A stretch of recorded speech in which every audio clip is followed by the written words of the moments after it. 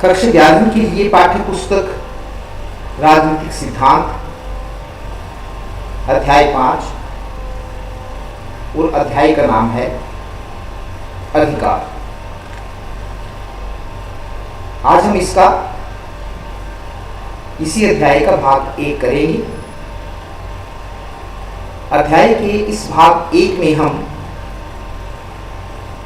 अधिकार किसे कहते हैं, अधिकार की विशेषताएं या आवश्यक तत्व कौन कौन से होते हैं, अधिकार और दावे में क्या अंतर होता है,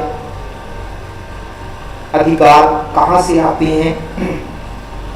कुछ लोगों का कहना है कि अधिकार प्रकृति या भगवान ने दिए हैं, जबकि कुछ लोग कहते हैं कि अधिकार मनुष्य ने अपनी सुविधाओं के लिए बनाए। ये भी जानेंगे। इसके अलावा मानव अधिकार क्या होती हैं,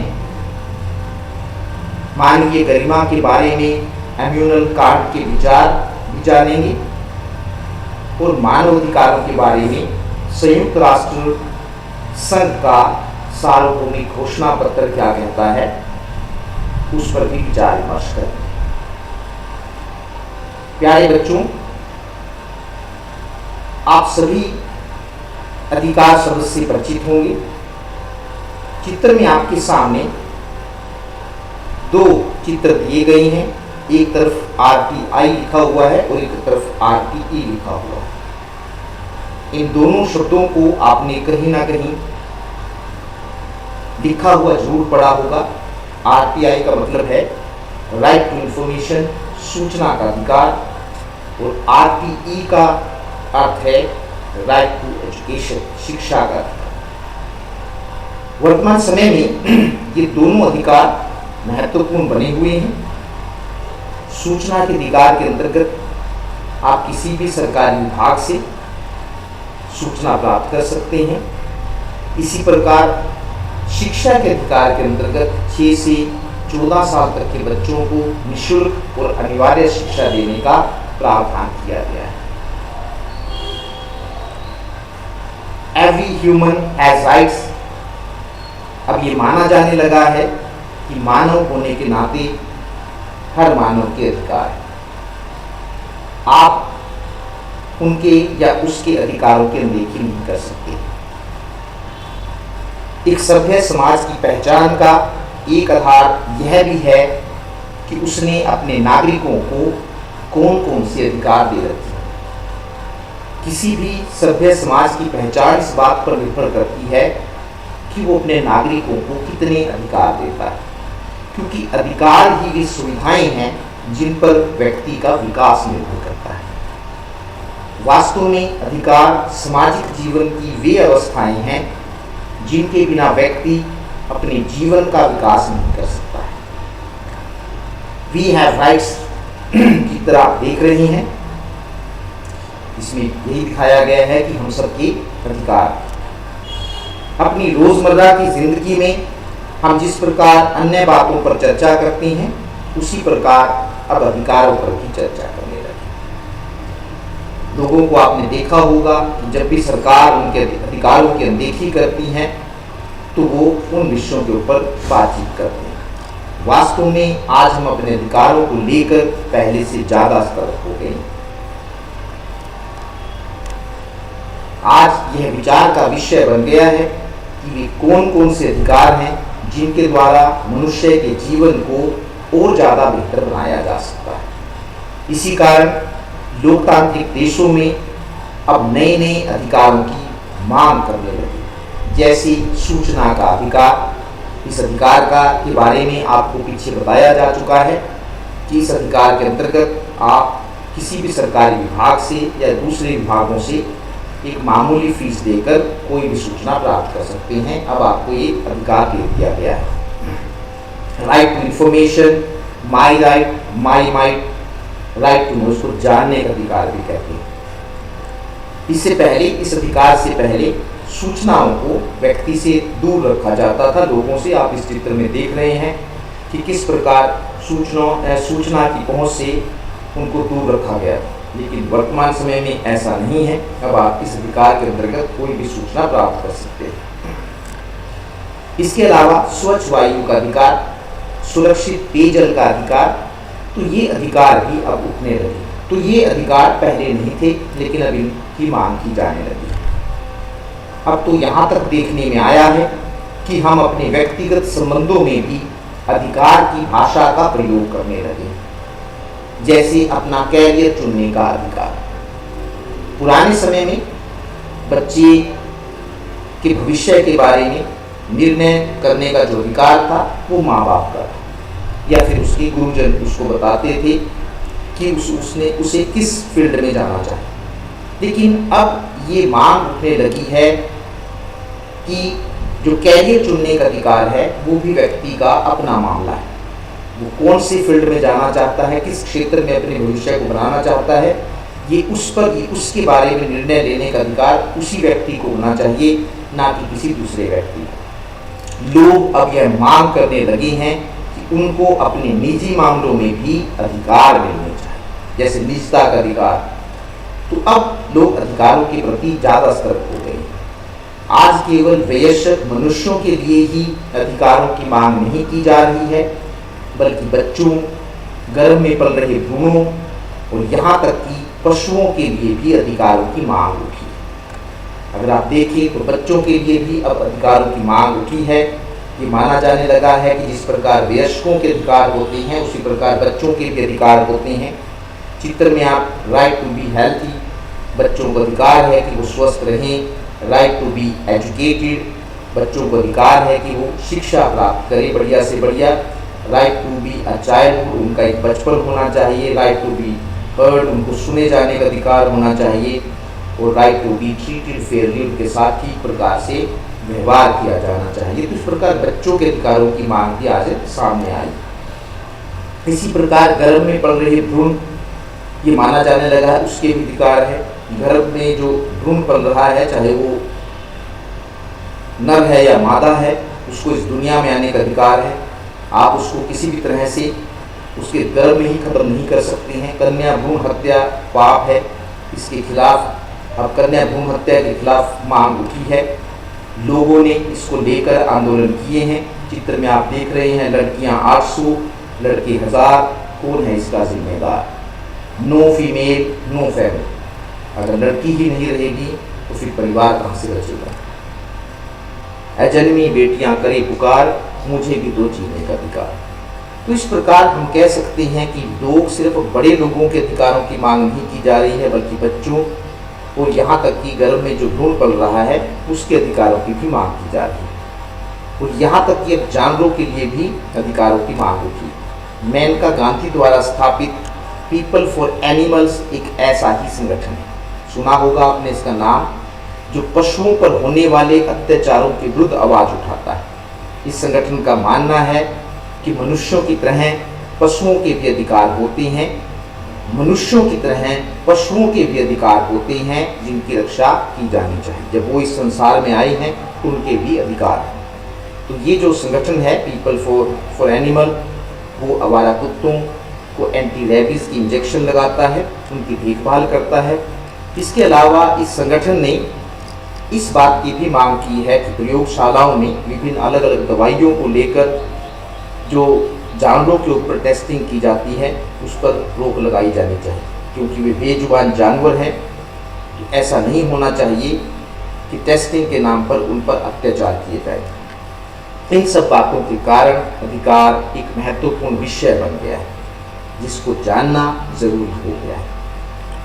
तो सबसे पहले तो हम ये जानेंगे कि अधिकार किसे कहते हैं। अधिकार एक ऐसा दावा है जो यह बताता है कि मनुष्य होने के नाते हम किसके हकदार हैं। यह ऐसी चीज है जिसको हम अपने लिए जरूरी समझते हैं और जिसे शेष समाज भी एक वैध दावे के रूप में स्वीकार करता है। तो उस व्याख्या को पढ़ने के बाद 3 बातें स्पष्ट होती हैं कि अधिकार एक दावा है जिसको व्यक्ति अपने लिए जरूरी समझता है और साथ में समाज भी उसको उसके लिए स्वीकार करता है। तो अधिकार सिंपल से साधारण से शब्दों में हम कह सकते हैं कि अधिकार एक दावा है जिसे व्यक्ति अपने लिए जरूरी समझता है और बाद में समाज भी उसको स्वीकार करता है। लेकिन इसका मतलब यह नहीं है कि हर वह चीज़ जिसे एक व्यक्ति अपने लिए ज़रूरी समझे वह अधिकार है। इसे एक उदाहरण द्वारा समझाया जा सकता है। उदाहरण के लिए एक व्यक्ति की इच्छा हो सकती है कि वह स्कूल के लिए निर्धारित वर्दी न पहनकर अपनी पसंद के कपड़े पहनकर स्कूल जाए।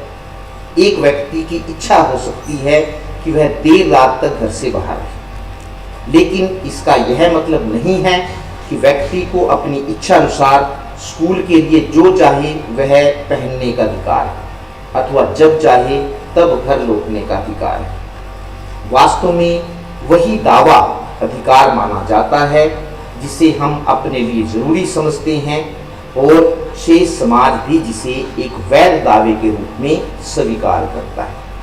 तो इस पूरे वर्णन से ये बात स्पष्ट होती है कि अधिकार एक दावा है जिसको व्यक्ति अपने लिए जरूरी समझता है, लेकिन जरूरी वो हर चीज़ को समझता है। और तीसरी कंडीशन है जिसको समाज एक वैध दावे के रूप में स्वीकार करता है।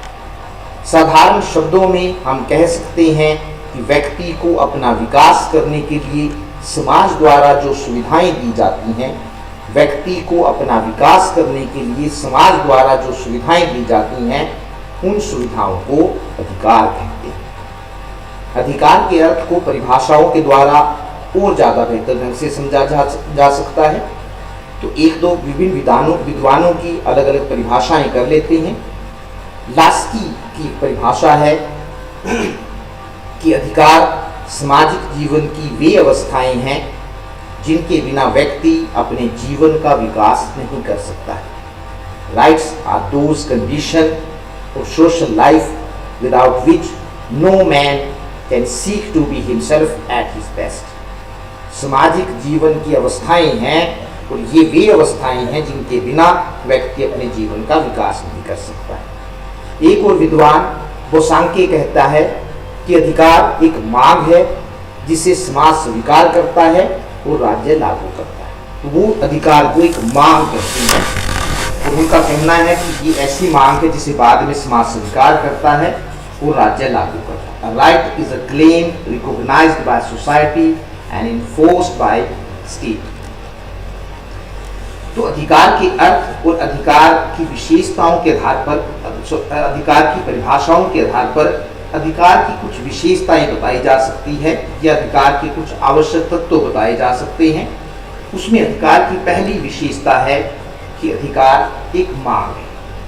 कैसी? अधिकार एक व्यक्ति की अन्य व्यक्तियों से अपने लिए सुविधाएं प्राप्त करने के लिए एक मांग है। यह मांग व्यक्ति समाज से करता है। तो अधिकार, एक व्यक्ति अपने लिए सुविधाएं चाहता है और वो एक मांग के रूप में इसे समाज के सामने रखता है। तो हम पहली विशेषता ये है कि अधिकार एक मांग है। दूसरा, यह मांग उचित होनी चाहिए। अधिकार एक मांग तो है, लेकिन दूसरी उसकी विशेषता स्पष्ट होती है कि जो मांग है वह उचित होनी चाहिए। केवल उसी मांग को अधिकार कहा जाएगा जो उचित हो तथा जो व्यक्ति के शारीरिक और मानसिक विकास के लिए जरूरी है। केवल उसी मांग को अधिकार जो उचित हो, और साथ में एक और लगा हुआ है कि जो व्यक्ति के शारीरिक और मानसिक विकास के लिए जरूरी है। कोई भी ऐसी मांग जो अनुचित हो उसे अधिकार नहीं कहा जा सकता। उदाहरण के लिए, यदि कोई व्यक्ति जुआ खेलने या आत्महत्या की मांग करे तो ऐसी मांग को स्वीकार नहीं किया जा सकता, क्योंकि ये मांग उचित नहीं है। तीसरी विशेषता है कि अधिकार समाज द्वारा स्वीकार होने चाहिए। व्यक्ति की कोई भी मांग तब तक अधिकार नहीं बन सकती जब तक समाज उसे स्वीकार न करे। और समाज व्यक्ति की केवल उन्हीं मांगों को स्वीकार करता है जो सभी के विकास के लिए जरूरी होती है। अतः केवल उसी मांग को अधिकार कहा जाएगा जिसे समाज स्वीकार करता है। तीन बातें हमने अभी तक की है कि अधिकार एक मांग है, लेकिन दूसरी मांग उचित होनी चाहिए, और तीसरी है कि जिसे समाज स्वीकार करता है, समाज की नज़र में वो सही मांग होनी चाहिए।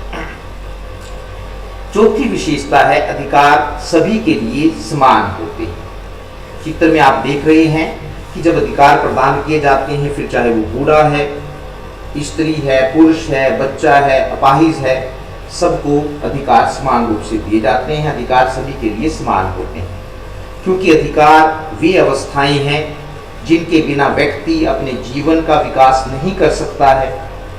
इसलिए अधिकार किसी एक विशेष वर्ग के लोगों को नहीं दिए जाते हैं, बल्कि सभी को समान रूप से दिए जाते हैं, ताकि सभी अपने जीवन का विकास कर सकें।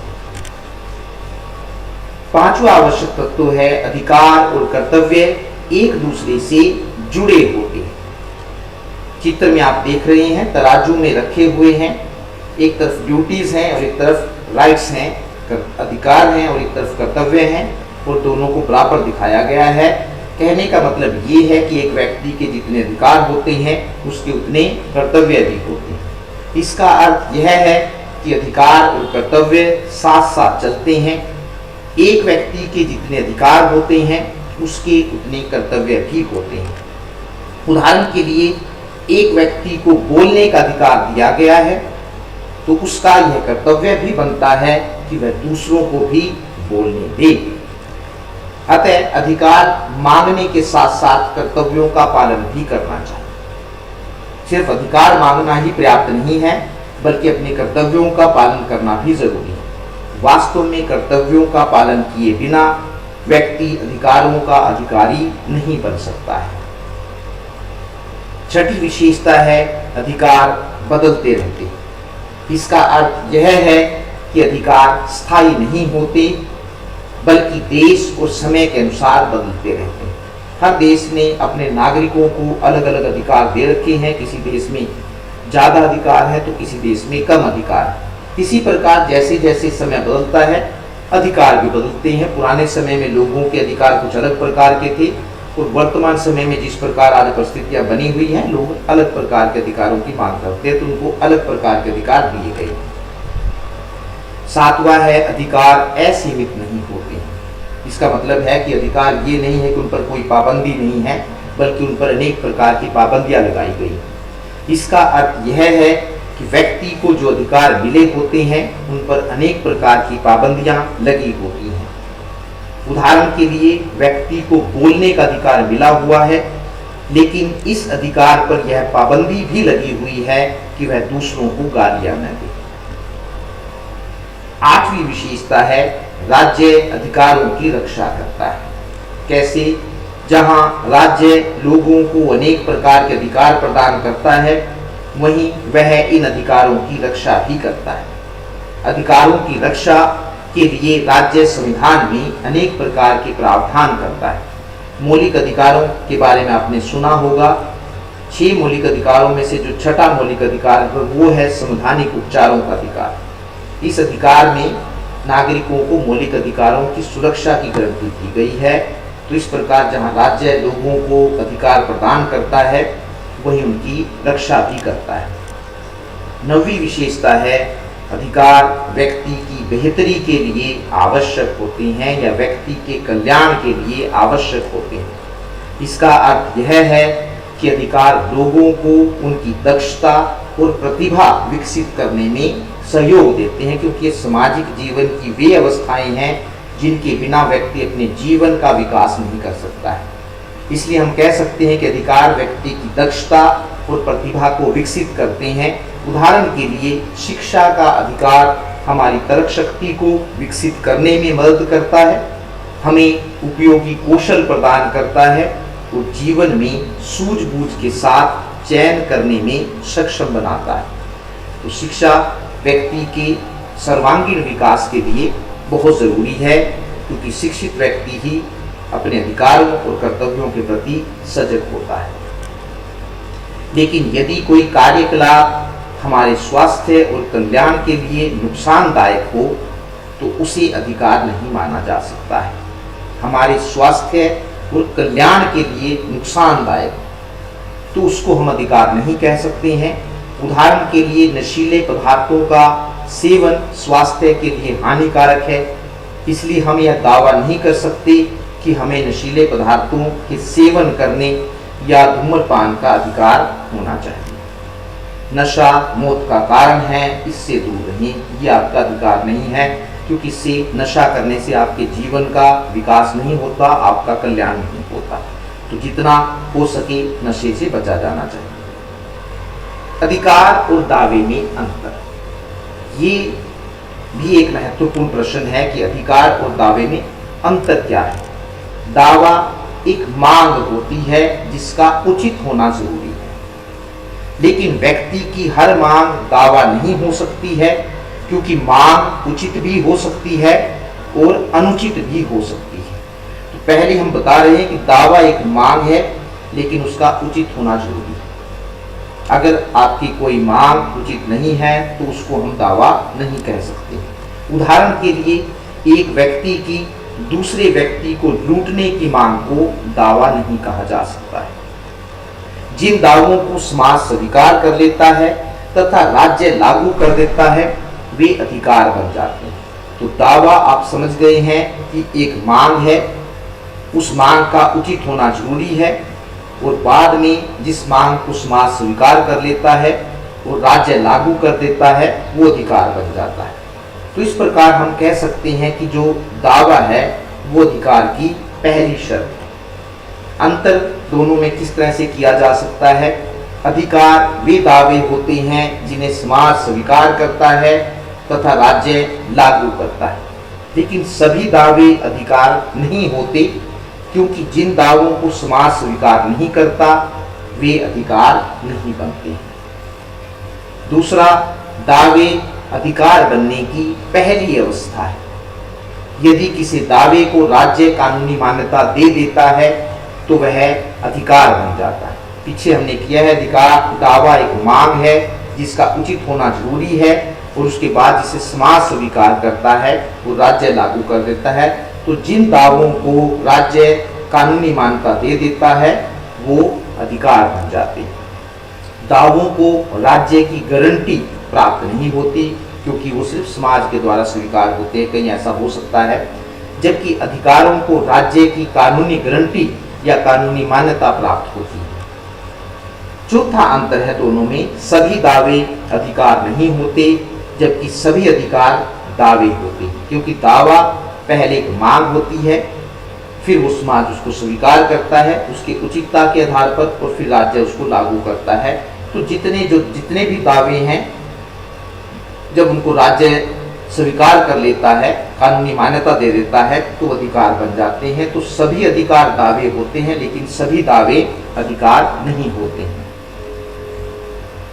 प्रश्न पैदा होता है कि अधिकार कहां से आते हैं, कौन हमें अधिकार दे? क्या भगवान ने हमें अधिकार दिए? क्या प्रकृति ने हमें अधिकार दिए, या मनुष्य ने अपने लिए अपने अधिकार अपने आप बनाए? इसको इस भाग में जानेंगे। 17वीं और 18वीं शताब्दी में अधिकारों के बारे में यह धारणा प्रचलित थी कि अधिकार प्रकृति या ईश्वर की देन। उस जमाने में यह माना जाता था। इस धारणा का समर्थन जॉन लॉक ने किया है। थ्योरी ऑफ नेचुरल राइट्स में जॉन लॉक ने कहा था कि व्यक्ति के 3 प्राकृतिक अधिकार होते हैं। 1 जीवन का अधिकार, नंबर 2 स्वतंत्रता का अधिकार, और नंबर 3 संपत्ति का अधिकार। जॉन लॉक को आप पढ़ रहे हैं। 3 प्राकृतिक अधिकार उन्होंने बताए हैं, life, liberty and property. Purpose of government is to protect natural right. वो कहते हैं कि जो गवर्नमेंट का उद्देश्य है, सरकार का जो उद्देश्य है, इन प्राकृतिक अधिकारों की रक्षा करना। If government does not do this, people should overthrow government. और यदि सरकार ऐसा नहीं करती है तो लोगों को चाहिए कि वैसी सरकार को उखाड़ फेंके। जॉन लॉक का कहना था कि ये अधिकार मानव को जन्म से ही प्रकृति द्वारा दिए गए। तो पुराने 17वीं 18वीं शताब्दी में जो धारणा प्रचलित थी अधिकारों के बारे में, वो ये थी कि जो अधिकार है वो मानव को जन्म से ही प्रकृति द्वारा दिए गए हैं, अर्थात इन अधिकारों को देने वाला कोई राज्य या सरकार नहीं है, इसलिए कोई भी व्यक्ति या शासक इन्हें हमसे नहीं छीन सकता है। उनका यह भी कहना था कि मनुष्य के अन्य सभी अधिकार इन 3 बुनियादी अधिकारों से निकले। हम इन अधिकारों का दावा करें या ना करें, लेकिन व्यक्ति होने के नाते हमें ये अधिकार मिलने ही चाहिए। 1776 में जब अमेरिकी राज्यों द्वारा स्वतंत्रता की घोषणा की गई, पहले अमेरिका पर भी ब्रिटेन का अधिकार था, तो 1776 में जब अमेरिकी राज्य ब्रिटेन की गुलामी से स्वतंत्र हुए, उन्होंने स्वतंत्रता की घोषणा की, तो उस घोषणा में यह भी कहा गया था कि सभी मानव समान पैदा होते हैं तथा भगवान ने उन सभी को अभिन्न अधिकार दिए। अभिन्न अधिकार का मतलब है कि जो मानव से अलग नहीं किए जा सकते। ऐसे अधिकारों में जीवन, स्वतंत्रता, संपत्ति और खुशी प्राप्त करने के अधिकार को शामिल किया जा सकता है। तो उस घोषणा में एक और प्राकृतिक अधिकार को जोड़ा गया था और वो था खुशी प्राप्त करने का अधिकार। 1789 की फ्रांसीसी क्रांति के बारे में आप कक्षा 9 में पढ़ चुके हैं। तो 1789 की फ्रांसीसी क्रांति के बाद जब नेशनल असेंबली ने मानव और नागरिकों के अधिकारों का घोषणा पत्र the declaration of the rights of man and citizen जारी किया, तो उसमें भी यह कहा गया था कि सभी राजनीतिक संस्थाओं का मतलब सरकारों का उद्देश्य मानव के प्राकृतिक अधिकारों की रक्षा करना है। ऐसे अधिकारों में जीवन, स्वतंत्रता, संपत्ति और खुशी प्राप्त करने के अधिकार को शामिल किया जा सकता है। तो फ्रांसीसी अधिकारों का जो मानव अधिकारों के बारे में घोषणा पत्र जारी हुआ था, ये आप देख रहे हैं, तो उसमें कई प्रकार के लोगों को अधिकार दिए गए थे। इसी घोषणा पत्र में नागरिक अधिकारों के बारे में यह भी कहा गया था कि आदमी स्वतंत्र पैदा होते हैं, स्वतंत्र रहते हैं और उनके अधिकार भी समान होते हैं। स्वतंत्रता का अर्थ उन कामों को करना है जिनसे दूसरों को कोई नुकसान नहीं। संपत्ति का अधिकार एक पवित्र अधिकार है, इसलिए किसी भी व्यक्ति को इससे वंचित नहीं किया जा सकता है। इसी घोषणा पत्र में यह भी कहा गया था कि कानूनी प्रक्रिया के बाहर किसी भी व्यक्ति को ना तो दोषी ठहराया जा सकता है और न ही गिरफ्तार किया जा सकता है। इस प्रकार यह कहा जा सकता है कि 17वीं और 18वीं शताब्दी में प्राकृतिक अधिकारों के विचार का प्रयोग राज्य अथवा सरकारों की स्वेच्छाचारी शक्ति पर रोक लगाने और व्यक्तिगत स्वतंत्रता की रक्षा करने के लिए किया जाता है। ऐसा इसलिए किया जाता था क्योंकि उस समय राजा तानाशाह होते थे और वे लोगों के अधिकारों की अनदेखी करते थे। तो कोई ना कोई ऐसी धारणा लेकर आनी जरूरी थी ताकि राजा भी उन अधिकारों को माने जो व्यक्ति को मिलने चाहिए। इसलिए उस समय प्राकृतिक अधिकारों की धारणा प्रचलित थी। लेकिन हाल के वर्षों में प्राकृतिक अधिकार शब्द की जगह है मानव अधिकार शब्द का प्रयोग किया जाने लगा है। ऐसा इसलिए हुआ है क्योंकि अब यह माना जाने लगा है कि ऐसे कोई नियम आदर्श नहीं है जिन्हें प्रकृति ने या ईश्वर ने बनाया है। अब यह धारणा बिल्कुल बदल गई है और अब यह माना जाने लगा है कि ऐसा कोई अधिकार नहीं है जो भगवान ने दिया हो या प्रकृति ने दिया हो। अब यह माना जाने लगा है कि इस धरती पर जो भी नियम या आदर्श हैं वास्तव में वे मनुष्य ने ही अपनी भलाई के लिए बनाए। अब अधिकारों को ऐसी गारंटियों के रूप में देखा जाने लगा है जिन्हें मनुष्य ने एक अच्छा जीवन जीने के लिए स्वयं ही खोजा है। अब अधिकारों को भगवान द्वारा दिया हुआ नहीं माना जाता है। अब ये साफ हो गया है कि अधिकार व्यक्ति ने ही बनाए हैं और अपने जीवन को अच्छा बनाने के लिए बनाए। मानव अधिकार क्या होते हैं, तो ये जानना जरूरी है कि मानव अधिकार होते क्या है। मानव अधिकार काफी सारे हम कह सकते हैं। असेंबली है, इकट्ठा होने का, एसोसिएशन है, मूवमेंट है, घूमने फिरने का, रिलीजन है, कोई भी धर्म अपनाने का, स्पीच बोलने का, इंफॉर्मेशन, प्रेस। तो इस प्रकार आप इस चित्र में बहुत सारे मानव अधिकारों को देख सकते हैं। प्रत्येक उस अधिकार को मानव अधिकार कहा जाता है जो मनुष्य के सर्वांगीण विकास, उसके सम्मान, उसकी स्वतंत्रता, उसके गौरव तथा उसकी आंतरिक खुशी से संबंधित होता है। प्रत्येक उस अधिकार को मानवाधिकार कहा जाता है जो मनुष्य के सर्वांगीण विकास, उसके सम्मान, उसकी स्वतंत्रता, उसके गौरव और उसकी आंतरिक खुशी से संबंधित होता है। मानवाधिकारों के पीछे मूल मान्यता यह है कि अन्य प्राणियों से अलग मनुष्य की एक गरिमा होती है, डिग्निटी होती है, इसलिए वह अपने आप में बहुमूल्य है। इसका अर्थ यह है कि कोई भी व्यक्ति दूसरों का नौकर होने के लिए पैदा नहीं हुआ है, बल्कि स्वतंत्र रहने के लिए पैदा हुआ है। आदमी का मान सम्मान है, उस मान सम्मान को जानवरों के समान नहीं माना जा सकता है। तो मानवीय गरिमा के बारे में इमैनुअल कांट के विचार बड़े सुंदर विचार हैं उनके। क्या कहते हैं? इमैनुअल कांट का चित्र आप देख रहे हैं। Every man is to be respected as an absolute and in himself. प्रत्येक मानव का सम्मान होना चाहिए, and it is a crime against the dignity.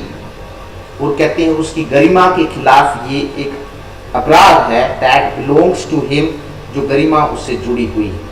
As a human being to use him as a mere means for some external purpose, और किसी से बाहरी उद्देश्यों के लिए प्रयोग करना वो गलत है। इमैनुअल कांट 18वीं शताब्दी के जर्मन दार्शनिक इमैनुअल कांट ने मानवीय गरिमा के बारे में अपने विचार प्रकट करते हुए कहा था, हर चीज की या तो कीमत होती है या गरिमा होती है। जिसकी कीमत होती है उसकी जगह उसके समान मूल्य की कोई दूसरी चीज भी रखी जा सकती है, लेकिन जो सभी कीमतों से ऊपर हो और जिसके कोई समान न हो उसकी गरिमा होती है। अन्य प्राणियों से अलग मनुष्य की एक गरिमा होती है, इसलिए वह अपने आप में बहुमूल्य। वो आदमी जो है, मनुष्य जो है, चीज नहीं है, वो सभी चीजों से ऊपर है, उसकी कोई कीमत नहीं है, बल्कि उसकी गरिमा है, इसलिए वह बहुमूल्य है। कांट के कहने का मतलब यह था कि हर मनुष्य की गरिमा है और मनुष्य होने के नाते उसके साथ इसी के अनुकूल बर्ताव किया जाना चाहिए। उनका कहना था कि मनुष्य अशिक्षित हो सकता है, गरीब हो सकता है, शक्तिहीन हो सकता है, बेईमान हो सकता है, यहाँ तक कि अनैतिक भी हो सकता है, लेकिन फिर भी वह एक मनुष्य है और न्यूनतम ही सही, कम से कम ही सही, लेकिन सम्मान पाने का हकदार है। इसलिए लोगों के साथ नैतिकता से पेश आना चाहिए। इस प्रकार कांट ने अधिकार की एक नैतिक अवधारणा प्रस्तुत की है। उनकी यह नैतिक अवधारणा 4 बातों पर बल देती है। पहला, हमें दूसरों के साथ वैसा ही आचरण करना चाहिए जैसा हम अपने लिए दूसरों से अपेक्षा करते हैं। दूसरा, हमें यह निश्चित करना चाहिए कि हम दूसरों को अपनी स्वार्थ सिद्धि का साधन नहीं बनाएंगे। तीसरा, हमें लोगों के साथ उस तरह से बर्ताव नहीं करना चाहिए जैसा कि हम चीज़ों या जानवरों के साथ करते हैं। और चौथा, हमें लोगों का सम्मान करना चाहिए, इसलिए नहीं कि वे हमारे लिए उपयोगी हैं, बल्कि इसलिए कि आखिरकार वे भी मनुष्य हैं। तो मानव गरिमा के बारे में कांट ने बड़े सुंदर विचार दिए।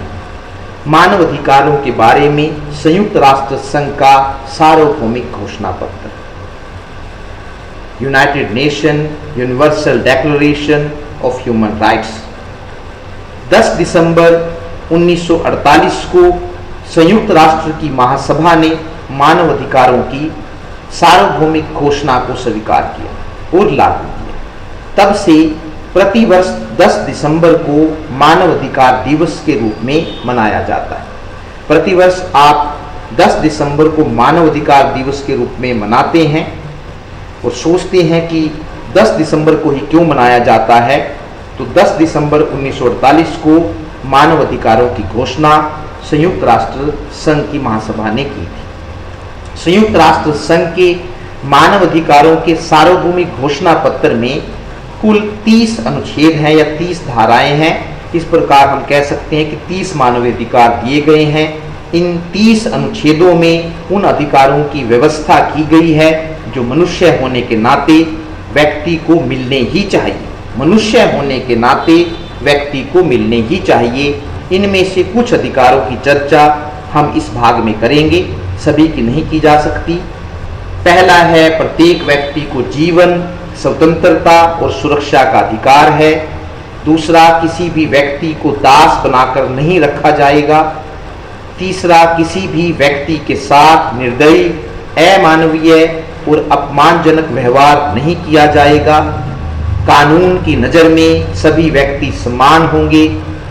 किसी भी व्यक्ति को उसकी इच्छा के विरुद्ध गिरफ्तार या नज़रबंद नहीं किया जाएगा और न ही किसी को देश निकाला दिया जाएगा। किसी भी व्यक्ति के व्यक्तिगत जीवन में हस्तक्षेप नहीं किया जाएगा। सातवां, प्रत्येक व्यक्ति को अपने देश की सीमाओं में घूमने फिरने और रहने का अधिकार होगा। आठवां, पुरुषों और स्त्रियों को जाति, धर्म और राष्ट्र के प्रतिबंधों से मुक्त विवाह करने और परिवार बनाने का अधिकार होगा। जाति धर्म की उसमें पाबंदियां नहीं आएंगी। प्रत्येक व्यक्ति को शिक्षा प्राप्त करने का अधिकार होगा, जिसमें प्राथमिक शिक्षा निःशुल्क और अनिवार्य होगी। प्रत्येक व्यक्ति को एकल, अपने आप या दूसरों के साथ मिलकर संपत्ति रखने का अधिकार होगा। अत्याचारों से बचने के लिए प्रत्येक व्यक्ति को दूसरे देशों में शरण प्राप्त करने का अधिकार होगा। 12वां है, प्रत्येक व्यक्ति को अपने देश के शासन में भाग लेने का अधिकार होगा। और 13वां है, प्रत्येक व्यक्ति को ऐसे जीवन का अधिकार होगा जो उसके और उसके परिवार के कल्याण के लिए जरूरी है। इस प्रकार हम कह सकते हैं कि मानव अधिकार व्यक्ति के सर्वांगीण विकास के लिए बहुत जरूरी है। इसलिए लगभग सभी देशों ने इन अधिकारों को अपने संविधान में जगह दी है। लोगों को ये मानव अधिकार देने की कोशिश की है ताकि मनुष्य होने के नाते वो अपना विकास कर सके। धन्यवाद।